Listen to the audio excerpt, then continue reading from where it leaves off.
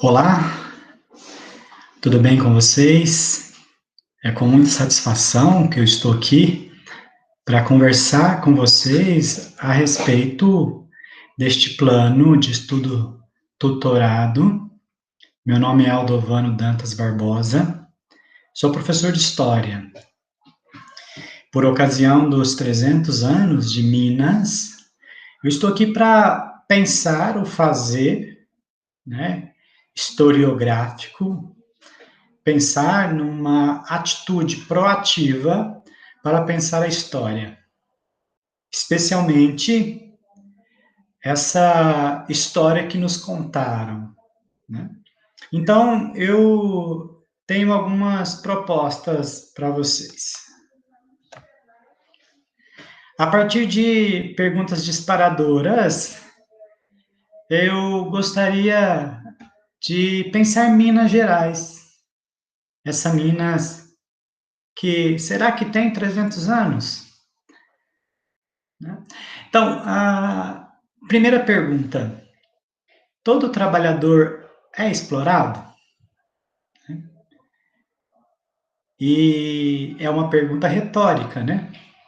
Porque se ele é trabalhador, ele é explorado. Se ele é um trabalhador que ganha muito dinheiro, professor, ele é explorado? Sim, ele é explorado.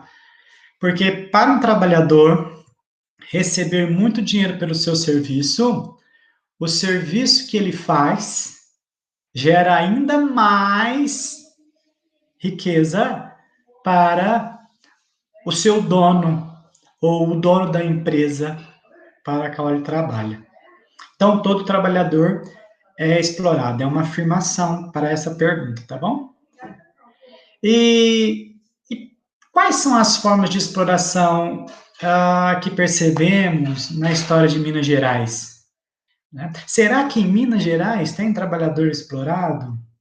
E por que é interessante saber, né, por que um trabalhador é explorado? Né? Então, nós já sabemos que Minas Gerais não foge à regra, existe trabalhador explorado aí. Professor, qual é a diferença entre um trabalhador escravo e um trabalhador assalariado? Olha, meus queridos e minhas queridas, né, pensando em todas as situações da escravidão, que são uma afronta à dignidade humana, né? Os castigos físicos, né, que não eram poucos. O que eu tenho para dizer para vocês não é nada alentador, né? Se o escravo tinha sofrimentos no próprio físico e também no emocional, para com a escravidão, o trabalhador assalariado também sofre física e emocionalmente.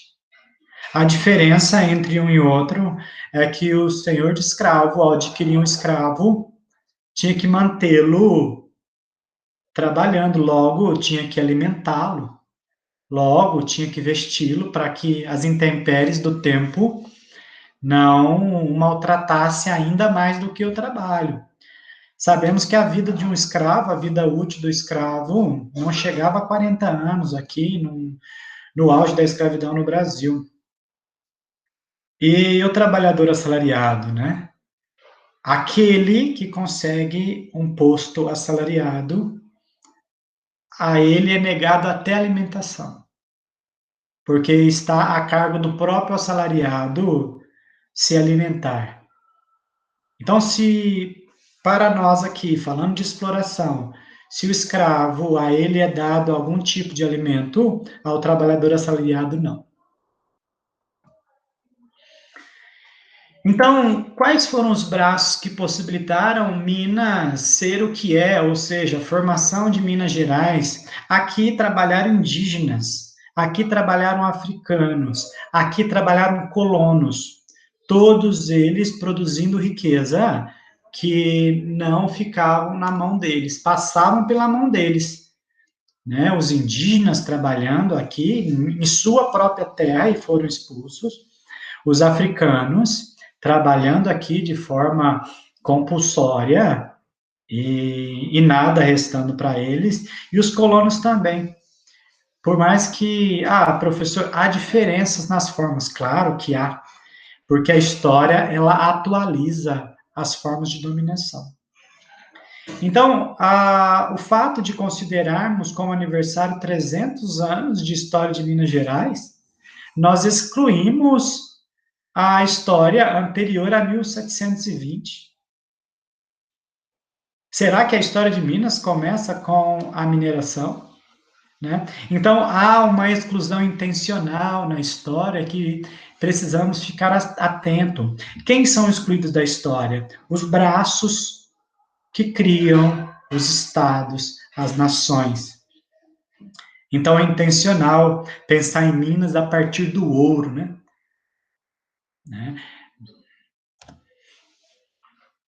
E Minas, ela é fantástica, né? Eu sou apaixonado por Minas, né? E ela é fantástica, ela se diferencia de tudo, né? No seu processo no econômico. E o seu modelo econômico, ela destoa, por exemplo, da monocultura da cana-de-açúcar, que em Pernambuco e São Vicente foi tão promissora, né? E Minas não vingou. E o fato de ter encontrado ouro a partir de 1701, né, que nós chamamos, convencionamos pensar o século XVIII, essa convenção, né, do século XVIII é porque é impreciso a data, né, de quando achou as primeiras pepitas aqui. E olha que interessante, olha, se acha um metal tão valioso utilizando técnicas africanas. Olha, então, professor, então quer dizer que os escravos, eles eram inteligentes? Muito, muito inteligentes. Muitos desses escravos vindo para a América se tornavam professores dos filhos dos senhores de escravo. Eles sabiam ler, sabiam técnicas apuradíssimas para a extração de ouro. Então, temos, portanto, uma grande influência africana na cultura mineira, né? E aí eu faço uma correção ali, tá na cultura mineiro, né? Tá no masculino, mas depois vocês corrijam aí, né? Há uma grande influência na cultura mineira que constantemente é silenciada, porque essas vozes que construíram Minas Gerais, elas não são aprovadas pela classe dirigente. Notem que a exploração não se dá apenas em tirar toda a riqueza, é também num esforço. E aí eu digo que é um esforço muito grande para silenciar a cultura que bravamente se mantém viva, né, em determinados espaços da sociedade. Então, em Minas, ela é importante no cenário nacional? Muito, né?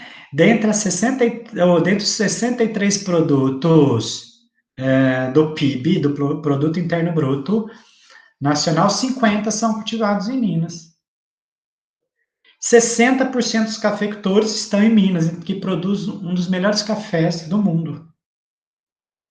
A bovinocultura é referência, né, na história do Brasil, a ponto de dividir as influências políticas para a presidência da República, que você já deve ter estudado ou ouvido falar da política café com leite, aquele episódio da Primeira República do Brasil, onde, ora, era um presidente indicado por São Paulo, ora, era um presidente indicado por Minas Gerais, dado o poder econômico dessa região, política café com leite. Uma dica aí para a pesquisa de vocês. Um terço da riqueza nacional, ainda hoje, provém de Minas Gerais. Olha, de tudo que é produzido, um terço vem de Minas Gerais. Então, Minas é importante? Sim. Minas produz riqueza? Sim. Próximo. Assim, temos um estado rico com pessoas pobres. Onde estão as riquezas produzidas? Num estado tão rico, a resposta está concentrada nas mãos de poucos. Esse é o mote para pensarmos a relação que nós vivemos, política e econômica. É o que nós chamamos de capitalismo. O capitalismo ele concentra a riqueza na mão de poucas pessoas, né? O que mais, professor? Né? Para pensar no Estado rico com pessoas pobres, como podemos identificar as formas de exploração hoje?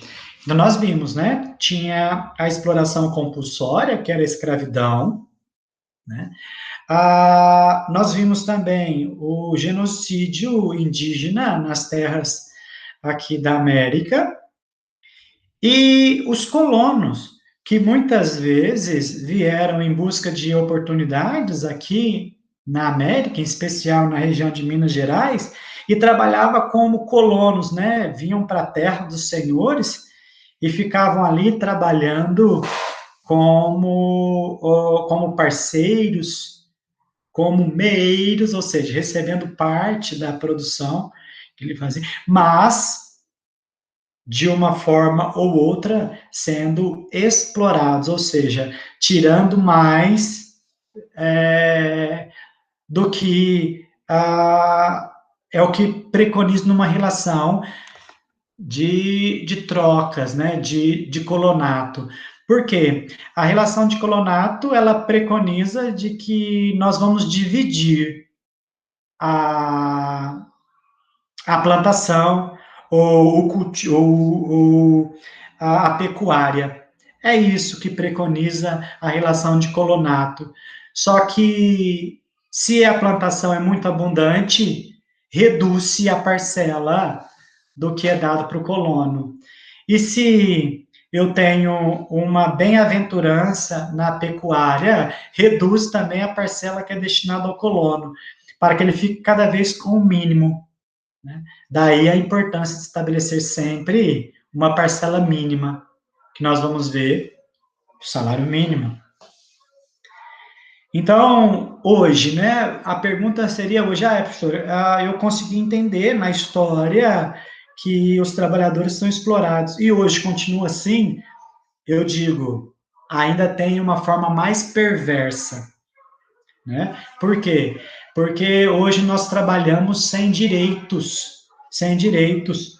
Então, a chamada flexibilização das leis do trabalho não é para empregar as pessoas, não é para ter mais trabalhadores empregados. A flexibilização das leis de trabalho, que é o que acontece no Brasil, né, em Minas não é diferente, acontece para tirar o que os trabalhadores tinham até então, que eram alguns direitos, né, quando eram empregados. Outras formas, as privatizações. As privatizações, que são vendas das empresas públicas, deixam de gerar renda que seriam revertida para a população local, seja de Minas, São Paulo. Vocês percebem que nós precisamos fazer uma leitura da história de Minas Gerais, pensando nos braços que a construiu. É um momento muito importante, até porque nós estamos em meio a uma pandemia, né? Nós estamos em meio a uma pandemia, nós precisamos nos colocar, né? Nos colocar no motor da história. A importância de nós, com bastante dedicação, com bastante empenho, né, nos esforçar para adequar a esse momento e poder seguir nossos estudos, para que nós, da classe trabalhadora, possamos contar também as nossas histórias. Hoje, nesse sistema capitalista desenfreado, os trabalhadores estão cada vez mais trabalhando para ganhar menos e, portanto, consumindo mais o seu tempo. E se nós não aproveitamos esse tempo que nos resta, que é muito pouco, para estudar e tentar mudar essa realidade, o futuro será catastrófico.